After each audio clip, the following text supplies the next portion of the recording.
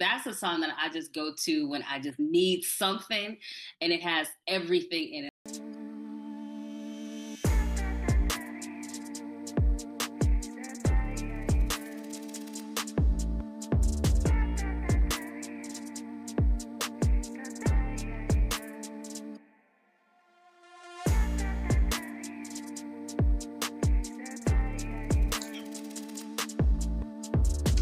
Welcome to Message Reveal. Message Reveal identifies a vibe, a message, or a story told through lyrics of a song. And you guys, if you rock with me every week, you know what I do and how I do it. I'll tell you something about our special guest. But before we get started, if you're new to the platform, please subscribe and find out what Message Reveal is all about. So now, let's get back to business. Let me tell you about this special guest of mine. One, she's a DJ. We can't wait to find out about who she is and what she likes to do when she DJs. Number two, she's an entrepreneur. We know those can be challenging times, but we're going to find out some information on how she navigates these waters. And last but not least, she's an educator. I want everybody to please put their hands together and welcome my special guest, DJ Mai Girl. So how you doing today? I'm doing good. It's a beautiful day today, so I cannot complain. Yes, I agree. Well, I just want to say from me to you, I appreciate you so much for saying yes and coming onto my platform. You could be doing anything else on your Friday morning. You said yes to me, honey. So let's get down to business because you are a DJ and you're more than just a DJ, but we're going to start with a music question. Can you identify a song that has either blessed you, provided lessons, or distractions? Now, before you answer, there's a couple of rules to this. Okay? Are you ready? I'm ready. If you can sing, I need you to sing your throat box out. If you can rap, I need you to come hard in the paint. I need you to do it like you do it. But if you cannot do either or, I need you to say it with passion. You know when they say in the streets, stand 10 toes down? I need to be able to feel what you're talking about. So I'll go back to my original question.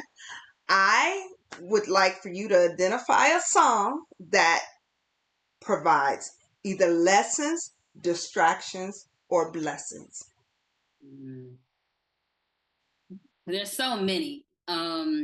But the first song that comes to mind is Mary Mary Can't Give Up Now. Or I just can't give up now. I think that's the full title. And that's a song that I just go to when I just need something, and it has everything in it. I'm not gonna sing it because my voice is not quite there yet right now, but it's just an incredible song. It's the lyrics are incredible, the message is incredible, and so that's one of my ones. So how long have you been using this song? Is it when you're in a tight squeeze and something is challenging you and you go sit in a car or you go somewhere and say, okay, I got to play this song until your frequency is at the level you want it to be? Right. So I say when I'm at the bottom of that hole, that is the song that I go to. I'm like, okay, somebody's got to pull me out of this manhole and let me go to Mary Mary. That's one of my songs. Yep. I love it. I love that. So speaking of that and music, you're a DJ. And DJ, your responsibility is to control the room with your selection of music. Tell me, what is some of your tricks to the trade to get people attention when you see the crowd is going the opposite way where you think they should be? You're like, this song may not be, and you think you're gonna play it the whole entire time. And what's your save song that you can just jump in and get the crowd going? I love that question. So I am an open format DJ, which means that I play all kinds of music. So there's not just one. It really depends on the kind of event that I'm playing. But I will just say, always go for what you know.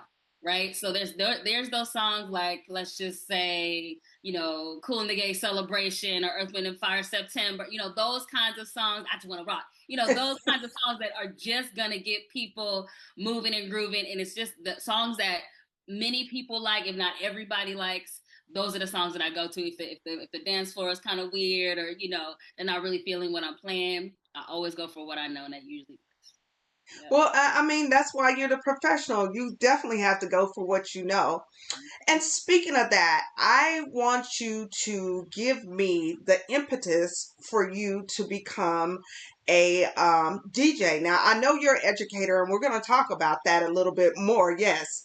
But what was the impetus to say, okay, I'm going to go totally to the other side and become a DJ? Give me that background story.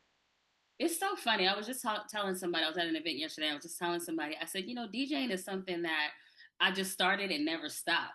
It's something that, so I started off in college radio, right?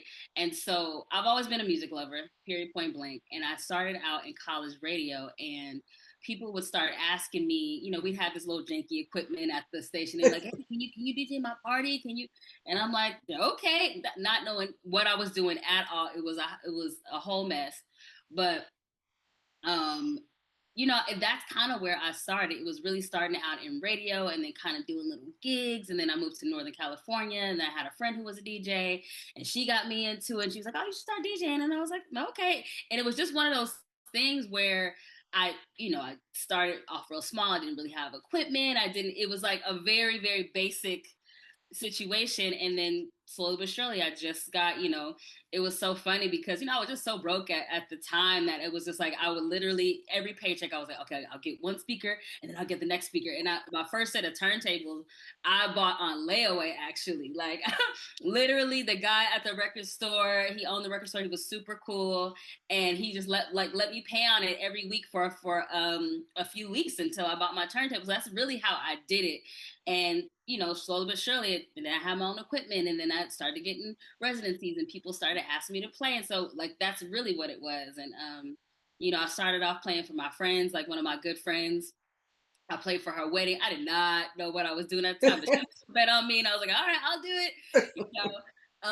Borrowed her friend's stuff. So it was just that's how it started. And so it was just one of those things that the equipment got better. I got better, and it's just one of those things that I started and never stopped, and I still love it. I love that you gave us that background because you're talking to somebody. And just so you know, this is the invisible pew. You can't see them, I can't see them, but you're speaking to someone's spirit. You're speaking to the energy. When you said, I didn't really know what I was doing, but I kept going. I decided to pay for one speaker at this time and pay for another speaker at this time and then do layaway. We know that sometimes things are not always just laid out in front of us. It takes time, it takes dedication, and you kept going. So I want your story to penetrate someone's heart to say, I might not have it all right now, but if I keep going, I'll get to the spot where you're at today. And how long have you been in the business? God, I mean, so I say over a decade, but it's between 10 Really? and 15 years. Yeah, because I started off just doing little things, but I didn't really get serious about it until about 10 years ago. So I say about a decade, a little over a decade.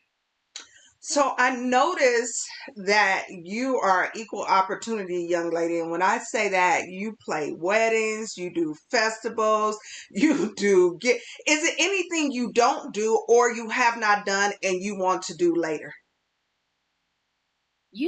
It's I would love to do more festivals. I really love doing really cool events where I can play music that I love. Mm. So any opportunity to do events like that, in Vegas, there's just so many different kinds of events. There's so many like pop-ups and stuff that come here. Like for example, there's like R&B and ribs, and there's like R&B old nights, like stuff like that. I would love to play stuff like that because that's the music that I grew up on. So I would really love more opportunities like that. Yeah. Yes, yes.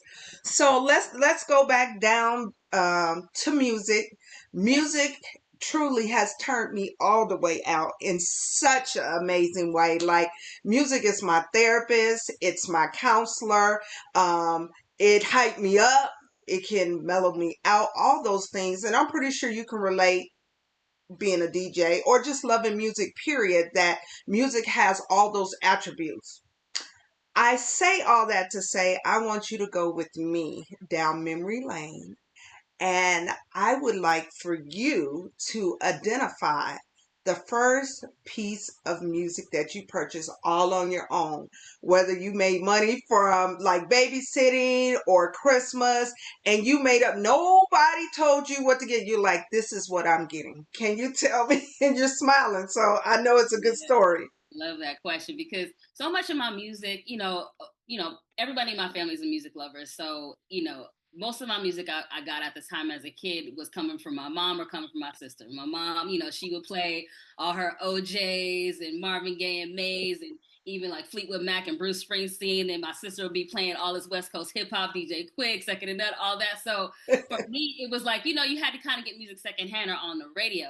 So for me, my first it was a single. I'm gonna take you way back to the 80s. If you remember singles, that little it was a tape that was in a little cardboard box and it was only a single, it was just one song, and that was Moni in the Middle. Okay, Moni in the Oh, Middle. Yeah, in the middle. So that so, and I just remember how proud I felt. Like this is mine. I just felt like this is mine. I bought this. Can't nobody take it. I don't have to wait. I don't have to ask to borrow the tape back in the days with cassettes and tapes. But so that was my first song. So every time I hear that, there's always a special place in my heart. I bet. Moni in the Middle. That was, I'm thinking, was she by herself or did she do that with Queen Latifah? So that was probably ladies first that you're thinking about. Moni Okay. just her. So Moni Love just by herself. Moni in the middle. Where she in the middle.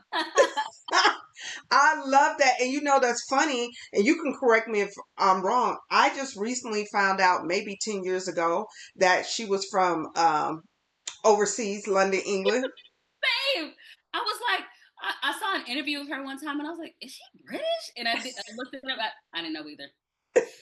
She has an interesting accent though, where sometimes she sounds like she's from the States, and sometimes she sounds British. But yeah, Yeah. And you couldn't quite catch it when she was rapping. And I think it's the tone and cadence. And then when I right, heard her talk, just like you, I was like, wait exactly. 1 minute. Yes. Them Brits, they sneak in. Them Brits, they sneak in. Yes, yes. They know how to acclimate. They can do a little bit of American and then they can do a little bit of, the other side. But I'm not mad at them. I'm not mad at them. I'm not tripping. Yep. So let's go in and talk about you. Actually, I believe you play in two different worlds. You're an educator, if I'm not mistaken. You have your master's from San Francisco State University in public health. That's right. Tell me about that journey and what made you pursue that. Yeah, so public health, it's one of those things, I was always interested in nutrition and health and just eating healthy. And I really just kind of went down the rabbit hole. I remember I used to work retail, and on my lunch breaks, I would go and read books on nutrition and stuff. And so for a while, I thought I wanted to be a nutritionist. And so I was taking classes in nutrition and whatnot. And I said, this is cool. I said, but this is not really getting to the root of really what I really want to know. And what I really wanted to know was, why is there so much chronic illness in certain communities, particularly communities of color?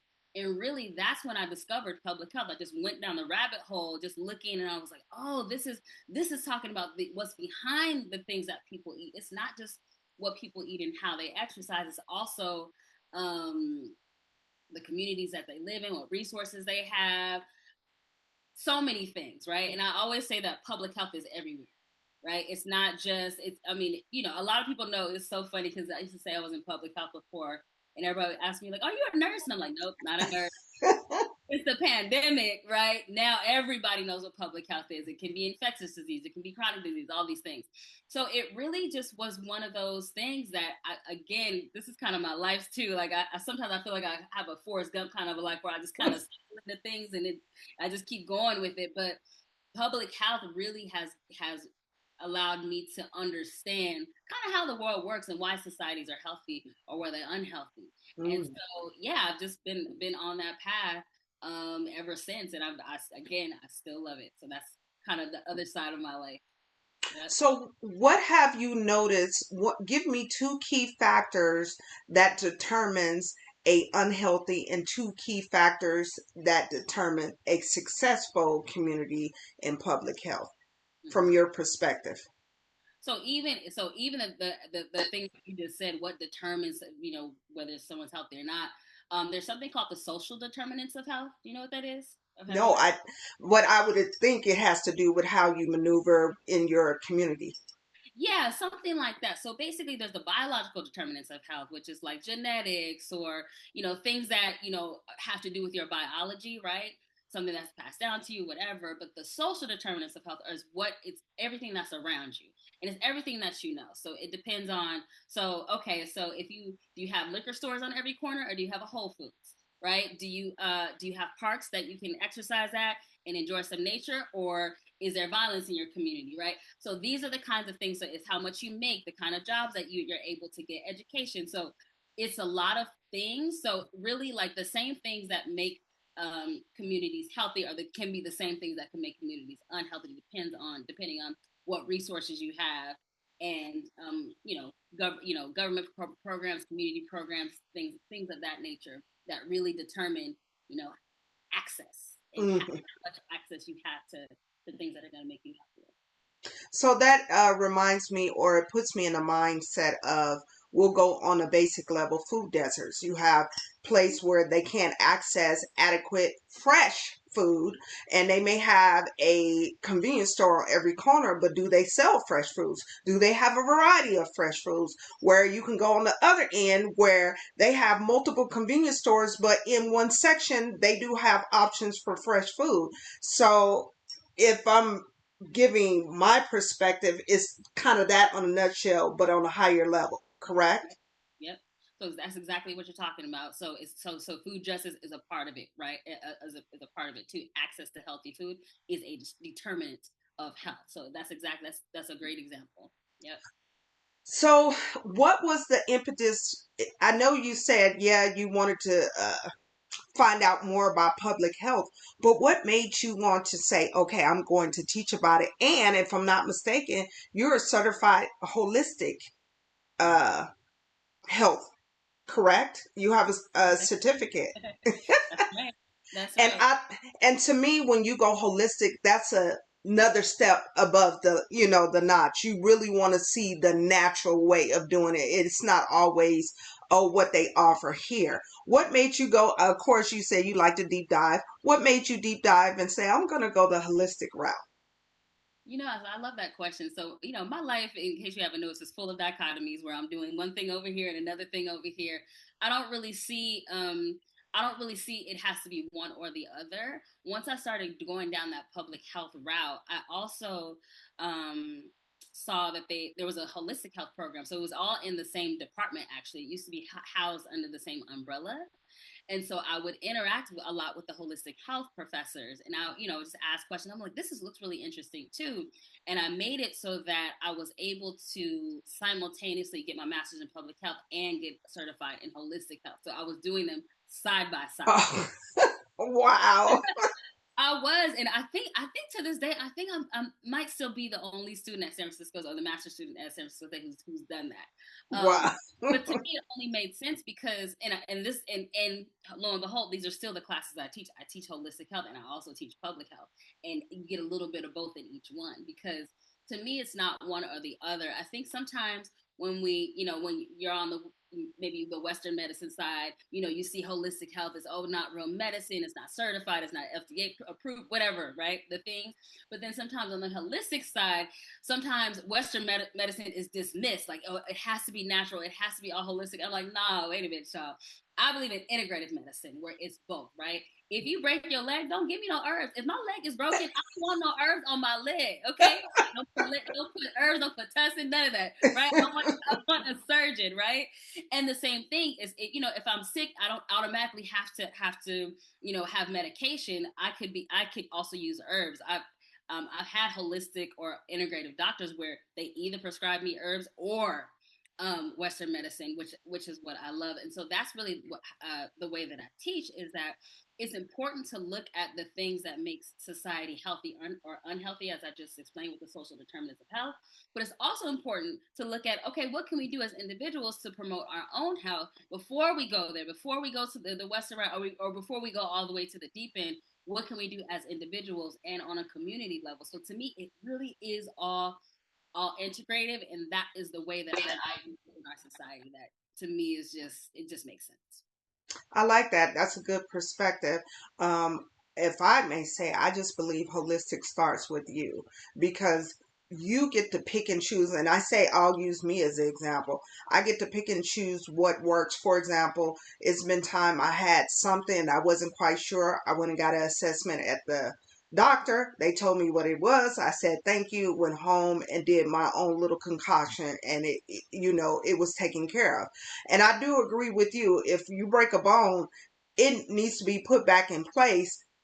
We need to go get it, get it done. So I think it's just choosing wisely and knowing that you have the autonomy, or you have the ability to choose what's for you. I think right now people are not given choices, or they don't know they have choices. And when you don't know you have choices, you make decisions that may not always be the best for you. Mhm. And also, let's be real, in addition to what you just said, it's also, our medical institutions are not always serving us in the way that they need to, right? You go to the doctor, they want you in and out in 10, and it's like, are you really so a lot of times we have to take matters into our own hands to even make sure that we're getting the care that we need, or that everything is being looked at. So it's a lot of things. Yeah, yeah. And then, I don't want to go down the rabbit hole, but I will mention this. A lot of doctors right now at this day and age, they are contracted. They do not work for the hospital. So you are a product to them for them to get their money or to meet their quotas. And it's not necessarily that they're coming in to really see who you are and talk to you. I'll go back to, I think it was last season, I had a midwife on, and midwifery, I think I'm saying it right. Mm-hmm. They provided tools for the whole family. Yes, they may deliver the baby, but they would stop and say, okay, you need this. Let me put a splinter on this and do all those things. So I think until this Western world gets back to really serving the client, we have to take matters into our own hand and do what's best. And then it forces them, if they choose to want to play in our playground. And what I mean our playground, anybody that wants the right thing for their family, they have to be able to do the right thing. You're not just going to spend 10 minutes and talk to me and then push me out the door, and then give me some medicine that you haven't given me the full information on. So anyway, I didn't mean to go down that rabbit hole. Oh, it's real. We could talk forever about this stuff. Yeah.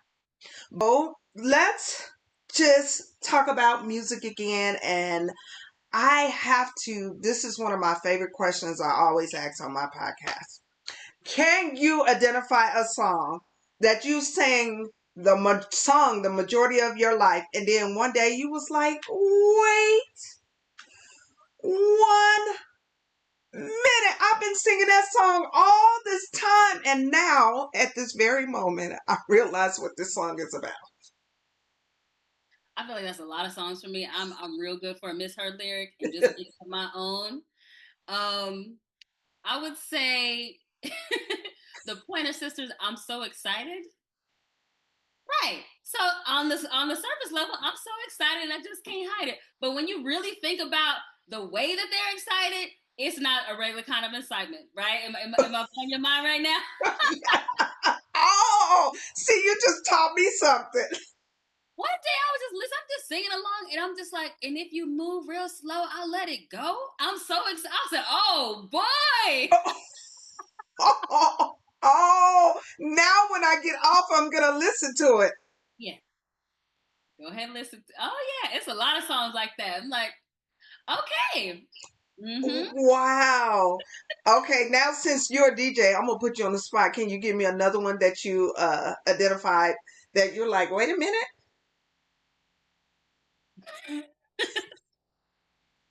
It really has to do with me and my misheard lyrics. Um, okay, I'll do the PG version. So I thought so. Atomic Dog. Yes. Atomic Dog was our school song because we were the Bulldogs, so it would be at every pep rally and all that. And I never quite knew it was called Atomic Dog because I thought they said the time has come, the time has come, and I was like, that's interesting that this song is called Atomic Dog. And just one day, I said, girl. So how did he, what was it that triggered it? I think I was like, why is this song called Atomic Dog? And I think I just, did a search and just realized, oh, it's right there in front of your face. But you sound good. I need you to sing it again. You sound good Oh doing no, it. please, no. Oh God. Here's the thing, but let me tell you something though. If you listen to Atomic Dog with my lyrics, I swear I'm not off. I swear I'm not off. No, once you said it, For the time has come. I swear to God. Everybody get on the floor. but when you said it, it sounded like it. Say it again. You said, the time has what? The time has come. It sounds like it. If you listen to the music, that is funny. That's, oh, I love to hear those. And you say Miss Lyrics. We all have done that. I mean, I'm guilty of that, and I've been singing it. And somebody said, What did you just say?" And I said, "Oh, it doesn't mean this." I'm good for my own version of the song. I'm good for my own version. Oh, that is hilarious. That is hilarious. Well, how long ago did you identify that? It was a while ago. Okay, okay. She said it was a while ago. So let's talk about, we're going back to you DJing. And one of the things that you had mentioned, which I thought was pretty dope and pretty fly, that you never go without playing one of two or three songs, one by Prince, one by Michael Jackson, or one by Stevie Wonder. Before you answer this question, what made you give them that respect? Of course, we know they're great, but how did you fall in love with those individuals? It's just timeless music. I mean, it's music that I grew up on, and to me, their music is evergreen. You know what I mean? We gonna be in the year 3058, and Prince, Stevie, and Michael gonna be period. So, you know what I'm saying? So it's just it. It's funny. I put that in my bio, a while ago, and it's just it never changed. I really do play those artists pretty much every time I DJ. Wow. Um, good music is good music, and timeless music is timeless. So I'm gonna put you on the spot. Give me one for Michael, give me one for Prince, and give me one for Stevie Wonder that you would play. Ooh, I love you. Okay, so Michael PYT always period. It's always gonna hit. I don't care where we at. I don't care who it is. PYT is just one of those songs. Prince, I love playing Erotic City. That's one of my favorites. It's just again, but I don't necessarily play that at every. I would say if I'm playing a more family friendly event, I play Kiss. Everybody loves that song. God, Stevie, it's like, oh God, pick a song. Okay. I love Another Star. That's my favorite. I would say. Um, Another star? yeah. Dun, dun, dun, dun, dun, dun, dun, dun, dun, dun. It's some songs in the kid life. It's that Latin, yeah. Ba, ba, ba, ba, ba, ba, ba, ba, ba. That one. Yes. I didn't know the name of it. Okay, yes, you got me You right. know it. I love Master Blaster jamming. I love it's Stevie. I can't. We could be here all day with all the Stevie songs that I love. But I say those two. Yes, yes. So, being a DJ, I know that you may have been put on the spot, or you've seen some interesting things, or you had to had to reshuffle you like, "Oh, okay, let me do this." Can you share a moment where you were kind of thrown off, but you got back on course and got it together? Maybe somebody asked you to do something, you put it on, and it just didn't go. Can you just share a moment? I mean, I shake my head because it happens so often in different ways. I'll share a few. I'll share a few scenarios because I can't think of one because it happens so often. Like recently I was playing a fashion show and a woman like right then and there she was like, "I need you to play this song now," and I was oh, okay. And I had to really quickly figure it out. And I said, I had to kind of get the song and the whole thing. Usually it's like, okay, give me a couple of minutes, but sometimes that just happens. Sometimes, the sound will cut and you have no idea why and you have to figure it out.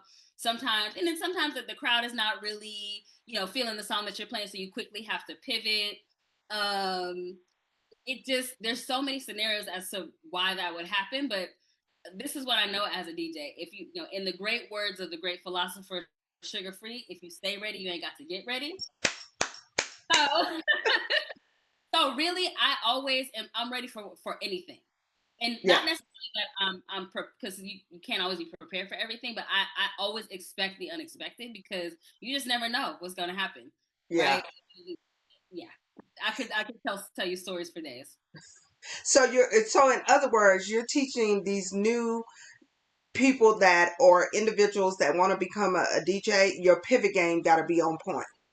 And it's funny you say that because I actually had a newer DJ, shadowing me that night, and I was like, everything was just. I said, "See, this is what happened. This is what like you always have to be ready to pivot, more so than being ready to pivot, you got to keep your cool while you're doing it." Mm. Anything that I learned as a DJ is just to be able to think quickly on your feet and be able to move forward, move on. Ain't nobody there for you saying, "Oh, this is what happened." I think who was it? I forgot her name. Who was the one who was with Elon Musk? There was a DJ. I forget her name, but something happened at Coachella, and there was a DJ at Coachella, and something happened. I know what happened, but she was trying to explain to the crowd why the song messed up, and this is what happened. And I'm like, girl, I hear you, but most people don't understand the inner workings of what DJs do, and so you just got to be able to if the song messes up, if the track skips, if you play the wrong song or whatever, whatever happens, you just have to be ready to quickly move on and pivot because the crowd, everything. The thing about DJing is it's a live art form, and everything happens in the moment. So you just got to be in the moment. That's a good perspective. And also for you to say that unless you're a DJ, you get what she was talking about, but the crowd don't. And probably to be truthful, they could care less. Just play the music, right? Just play the music. Hmm. Exactly. Exactly. Yeah. So give me, and I'm talking into your universe. Like you're not performing for anybody. You're not DJ. You're driving down the street, or you're driving to say Northern California. What is your top three you gonna put on to get you across that long stretch of road, Whew. or is it a mix of something? Share. It just there's not one. I'm sorry. That's It's like asking me my favorite child. It's like it changes every time. It depends on the vibe that I'm in. If it like sometimes like I'll wake up and I'll be like, "Ooh, I want some Latin jazz. Ooh, mm, I want some 90s hip hop. Ooh, I want some new stuff." So really it depends on my mood and like what vibe I'm in. It really like the kind of music that I play for myself depends on the kind of mood that I'm in. And there's okay. always kind of like a flavor of music that kind of matches where I'm at and what kind of vibe I want to be So are you a big Beyonce fan? in. I'm in the I'm in the house. So give me one of hers that you know that when you put that on, the crowd is going to lose there. And I don't care if it's 10 years old, it's a year old. What is it that you could put on and everybody is vibing to some of Beyonce's? I think honestly, anything from Renaissance, Mm, folks is really vibing with. You know what I mean? For me, America's Not a Problem is my favorite. That's my go-to at weddings. I play single ladies for the bouquet toss. But it depends. Like sometimes it depends on how urban the crowd is because some folks only mess with Beyonce on a certain level, like the really top pop hits, if you know what I'm saying. And some folks it's like, okay, so what we doing, right? Formation, going to church, go, what we doing? We gonna ring the alarm, like yes. again, it all depends on where folks are at and how much I can sense, like how much are they in the house? I'll play heated. We do a fan me out from how you know what I mean? Like so, yeah. It just depends, and then how far back does your beehive stand them go? Yes. Doing so. It depends. Yeah. It's funny as I'm talking to you, the spirit is giving me that DJs are not only playing the music, not only assessing the crowd, they're also preparing whatever song is on. You guys are also preparing for the next song or to cut it short. So it's almost like you're 3 or 4 people at one time doing one job. Remember, you're assessing the crowd. Correct me if I'm wrong. You're playing the music and you're preparing for what you're going to put on next. Am I correct with that?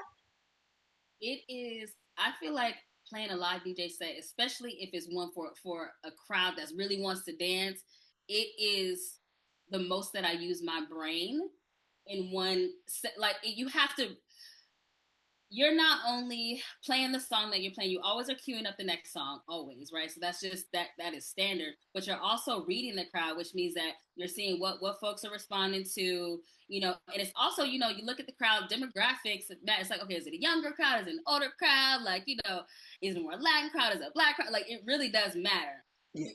You can't always tell, exactly what people will want. You have to let the crowd tell you, but there's a lot that can be said about like, okay, I see a lot of folks are like it. You know what I mean? Yes. Maybe it works, maybe it doesn't, but when it works, it's the most amazing feeling. When it doesn't, you switch it up. But you're always constantly thinking almost 4 or 5 songs ahead, right? So Wow. the next song, but you're also thinking, this is how I see it. So the way that I say that for my DJ sets, I see it like a road trip, right? So we're going on a journey. I'm not just playing any old song. Mm-hmm. And I'm also not, I don't have everything pre-planned either. Like I do pick out my set and I see, okay, I have a gig tonight actually, right? So I'm going to pick out my set for that. Like, oh, okay, what vibe do I want? Okay. Like, cause a lot of times, if it's something that I've played before, I kind of generally know the kind of folks that come through. So it kind of informs like the kind of music that I'm going to play. But sometimes I have no idea who's going to be there. And so I kind of do an educated guess, right? Mm. But it's a journey. So it's a road trip. Like we're going like, we if we going from LA to New York, right? We're going, Girl. right? We're going to stop at Utah. We're going to stop in Chicago, right?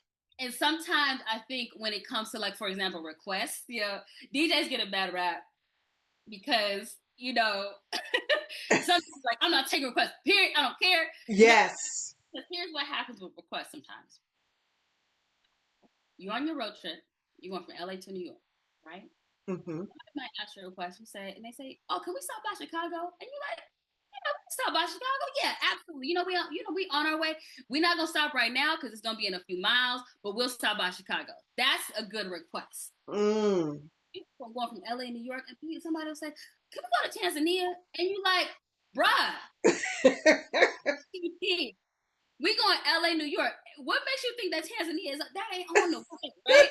And so sometimes people, they get either excited or they just want to hear a certain song, and they don't think that you're playing for an entire room full of people, an entire crowd of people.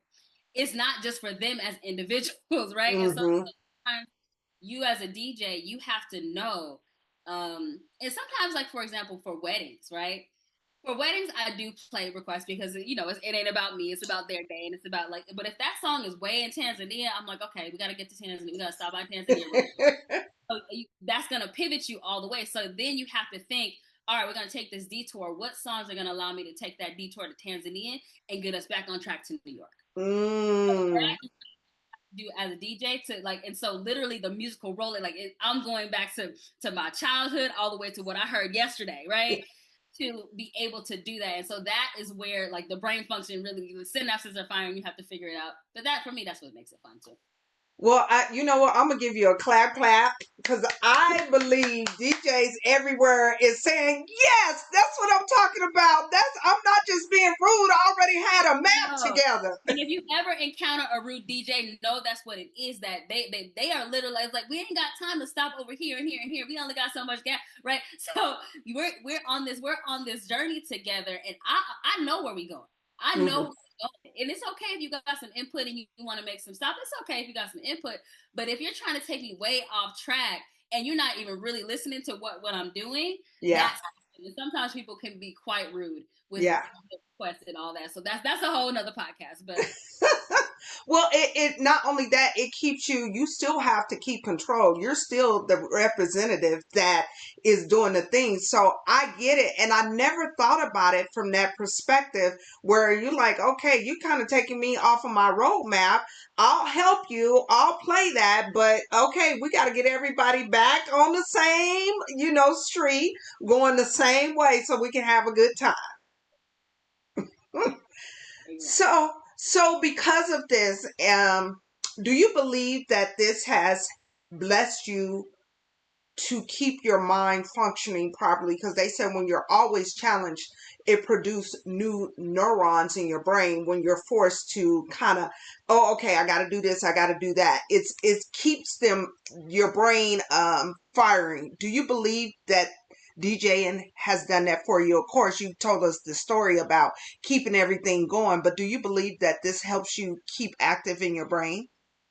Absolutely. So I think, there are so many studies done about the importance of creativity, being creative, creating something, and that's just a part of it, right? So I always say it's funny because during pandemic there was a couple years where I just wasn't a DJ because because everything shut down and all that, and it really kind of made me double down. I'm like, oh yeah, I need this. Like I need this creative outlet. Really? Because for me, I don't know why, but I need the intellectual kind of academic side and I need the creative side, and they need to exist side by side. If I have one without the other, I feel imbalanced. Yeah. So, Wow. so yes, I definitely need that because it really is a different part of your brain where there's just a lot more kind of freedom, right? Because when you're being creative, you're being an artist, you're creating something out of nothing, Yes. right? And that requires a certain amount of freedom, and it allows you to kind of relax into that creative part of your brain, and you don't have to think too much. You can just allow it to happen, and that's what I love. Whereas the other side of my life, I'm thinking a lot, right? But this side, I'm just allowing my brain to do it. Yes, I love that. I love that. And I think that's the battle in this upcoming, I say, new world that we're coming into, that we must be aware that we are the first creators. You can collab with AI, but you better hold on and make sure you are the one that's created, because I say something on my podcast all the time. Whatever you do frequently becomes your frequency. And if you're always frequently giving everything to AI, what do you have for yourself? And we know creativity is the connection to, if you want to say God, if you want to say the creator, that gives you stimulation. And it goes back to, we're talking about firing those brain neurons. So we have to be very, very careful, but we have choice. Don't I say to people, don't allow your choice to be taken away because somebody told you you don't have choice. You have choice to make that decision to be creative and work with the AI, not just give it everything. Exactly. So, Whole conversation about that, but I'm just gonna leave it at that. well, whatever you want to put in, please say, because I felt like I went down the rabbit hole with Well, that. I was just listening to an interview with Jimmy Jam of Jimmy Jam and Terry Lewis, and he was saying how he was using this example of popcorn. I'm probably gonna butcher it, but generally he said that he made homemade popcorn, and his sons were really digging it. And they had the popcorn, and and then they tasted like regular bag popcorn, and they were like, "This is not the same." And next thing you know, they in the kitchen trying to make the popcorn themselves. They put it on the stove and they making the best and everything. But he said, and that's what it is with music. He said that he said people like to make stuff. They like a process. When it's already there, and when I think that especially in music, you hear it. AI or not. Because let's face it, there's always been some kind of watered down version of the good stuff, right? Correct. And you hear it, right? And without being being too much of a music snob, I do think there is such a good thing as good music, right? Absolutely.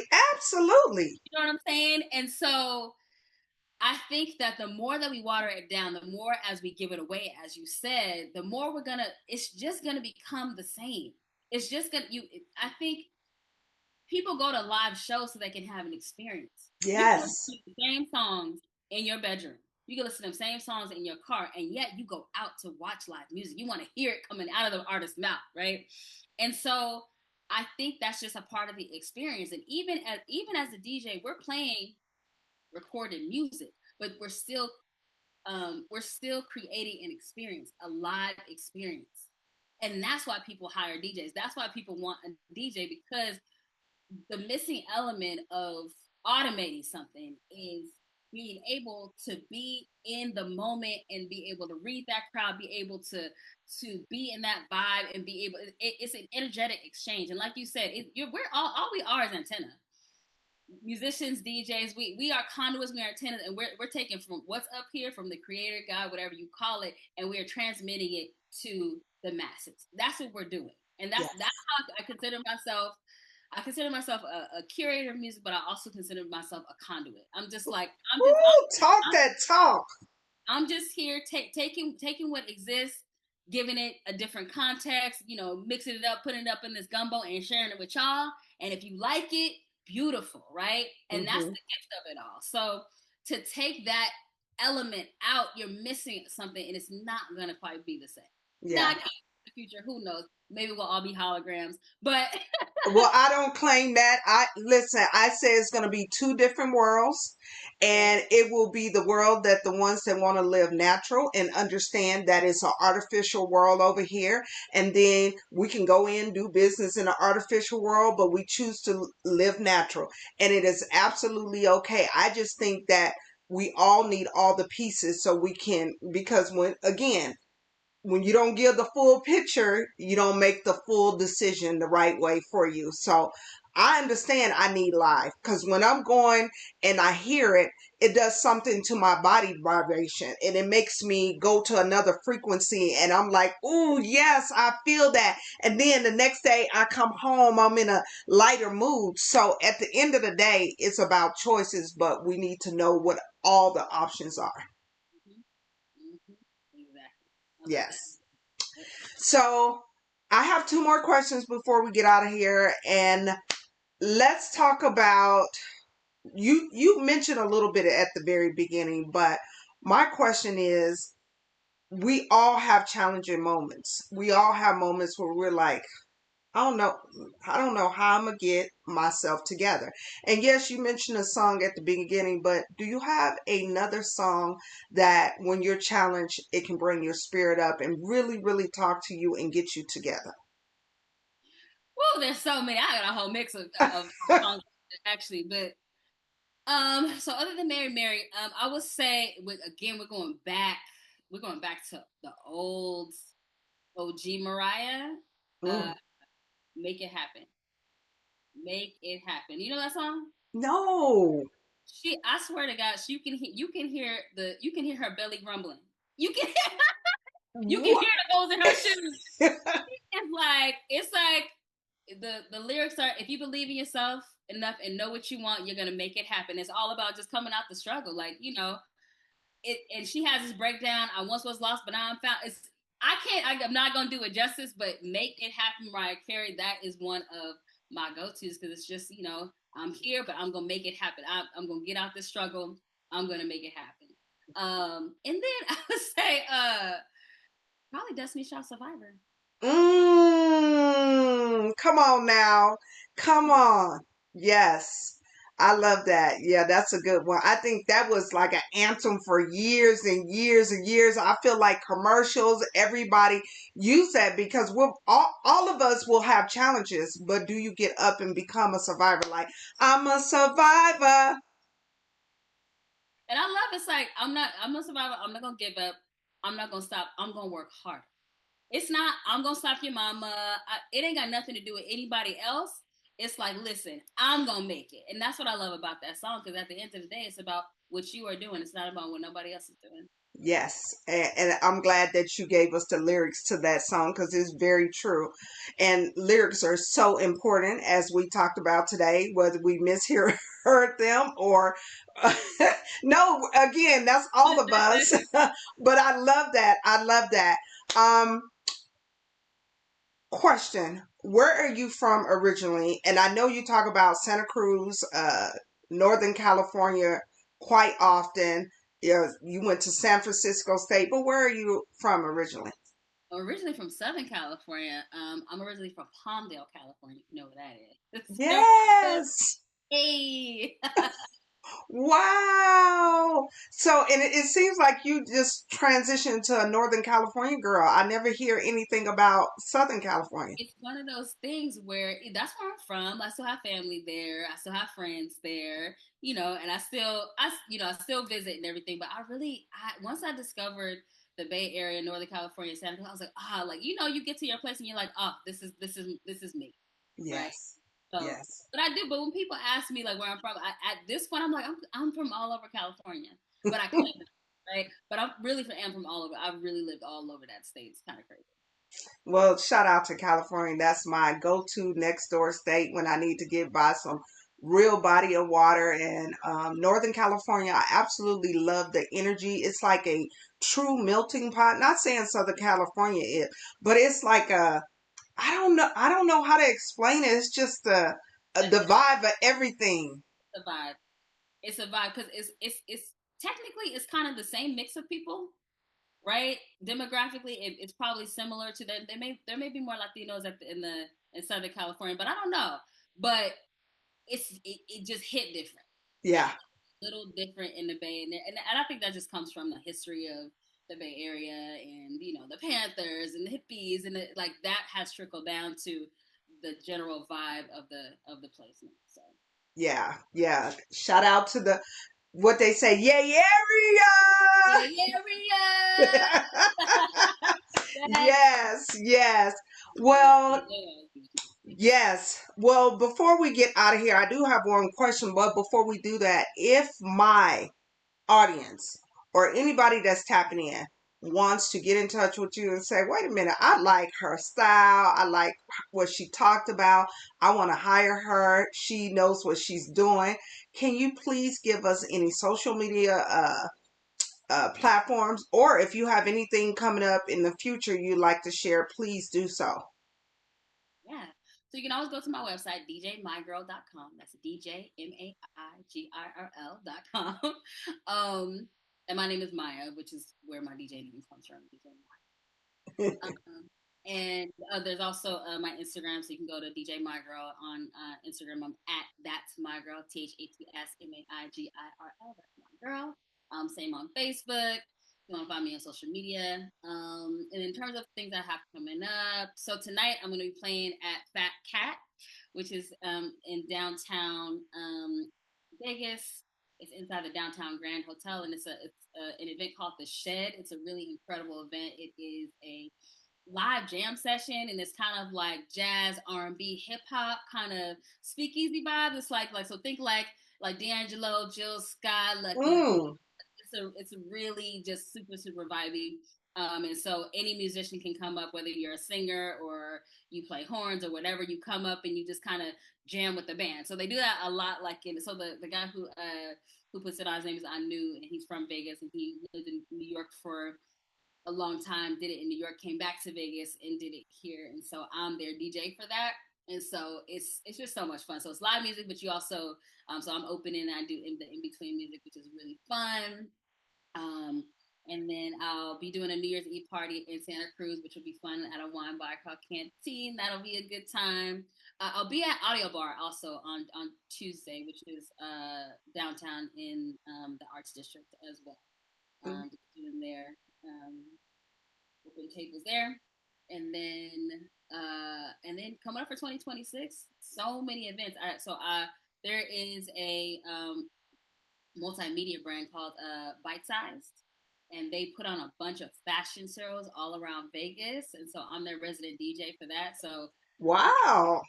from Area 15 to Container Park, venues on the Strip, like it's been so much fun DJing for them because it's just their fashion shows at all these different venues, and they're all very different. I was just showing somebody they have a new venue. They have a new sort of space at Area 15 that's like an airplane hangar, and I got to DJ there. It was so much fun. Oh, wow. About the DJ life, I just find myself in all kinds of. I'm like, okay, I guess I'm here now. So a bunch of events coming up for that in 2026. So just stay tuned. And yeah, if you want to follow me on Instagram, again, that's my girl. I always put up where I'm going to be DJing, put my calendar up. So yeah, it's Oh, that's wonderful. That's wonderful. It sounds like you DJing has allowed you to also have many experiences as well. that's how I like it. Well, before we get out of here, I don't want to hold you, but I do have one last question. This season is my third season, and it's about self-discovery. Mm. So, can you identify a song that you would like to dedicate to the world based off of you discovering yourself? Hmm.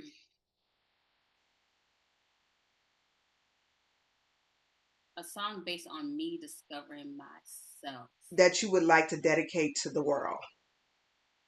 I would say, also obviously in case you haven't noticed, like I play new music all the time, but I am old school at heart, right? So the music that I grew like when I think about my parents' music, whether it be Earth, Wind and Fire or Donny Hathaway or whoever, that's my music. I don't know Mm, parents' music as their music. That's the music that I also grew up with, even though I wasn't on the planet when it was being made. So that music is always gonna sort of fill my soul. And the one that comes up, speaking of Donny Hathaway, is "Someday We'll Always Be Free." Someday, cool. someday we'll all be free. Yeah. It's just one of those songs that it's just a vibe. It's just when you hear when you play, it's just it. Even if the world is so crazy, which it kind of is right now, it's one of those songs that I go to that just makes me feel like it's all gonna be okay. So I dedicate that to the world. It's all gonna be okay. And you know what? If we have music, it's really always gonna be okay. Because we always have that. You can't lose it. Even if it's just I Yes, I love that. I definitely love that. You know, that is a beautiful song. Someday we'll all be free. That is. Yes. Oh, shout out. We got to shout out to Donny Hathaway for that because that was such a beautiful song. And it's been many people that have done versions of that. And it's been beautiful. But Donny, it's so, yeah. It's some in his voice. His voice is healing in and of itself. There is not one. And don't get me wrong, Layla does her thing. His daughter, she does her thing. But Donnie's voice, I don't know what it is, but I could listen to it all day. yeah, yeah, that's very true. Well, I have had such a wonderful time picking your brain and really showcasing who you are. So when this video come out, people get chance to see that yes, she's a DJ, but she's an educator, and and it's her somewhere in the middle as well. I love that you because a lot of times people that are in education only do education and they're only for education. And I love that you're giving some young lady or some young man or just anybody the opportunity to say, listen, they can coexist. These two worlds can exist. You're a prime example of that. Um, when I have my men on my podcast, I salute them. When I have my women on, I bow to them. So I bow to you, beautiful lady, and I thank you for your time. But one last thing before we get out of here, I talk about the journey and the destination. The journey is where we learn and where we grow. The destination is where we celebrate. Far too often, we don't celebrate our wins, and then we be like, "Oh, I don't feel good about it." It's because you didn't celebrate it. But when it's all said and done, we got to get back into the journey so we can learn and elevate some more. And when we get a chance again, we will celebrate again. So I say all of this to say thank you. I appreciate you. And I always give my guests the last word. So any last words on your heart, please. Thank you so much for having me. It's I call my career my split life. there are some people in my life who only know me as a DJ and others who only know me as an academic. And sometimes it's just how it is. Sometimes one doesn't apply to another. So it just, it just makes sense to keep them separate. Some people, they know everything. And so it's very rare that I get to talk about both things that I do in one setting. And as a DJ, sometimes you're not really asked about being a DJ. I think a lot of people have a fascination with DJing, and that's cool, and I love that. And they're like, "You're a DJ, that's so cool. I want to be a DJ," or I know a DJ or whatever. They don't really ask the question about being a DJ, so I love talking about being a DJ because we're all big nerds. We could be here for 2 more hours, and I'll also say just for the females out there, like if you want to be a DJ, do it. I Like I said, it's one of those things that I just started and didn't stop. And I was lucky enough to be mentored by other female DJs. So I never had this sense that there was sort of a gender divide. And I came to understand that there was, that when you walk into a room and you're setting up speakers and you're playing, people are really fascinated. Like to this day, I've been doing this for a long time.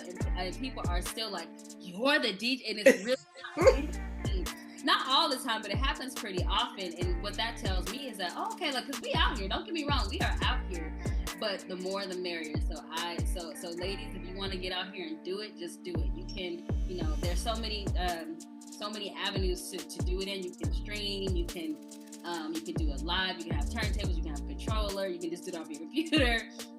But I really, in just I think a month ago, Spinderella was inducted to the Rock and Roll Hall of Fame. Yes, I saw that. The first female DJ, and I put that on. I posted that because I was just like, in case you missed it, this is a big freaking deal, right? Yes. We out here. Yes. So, the ladies, come on out here. The water's warm.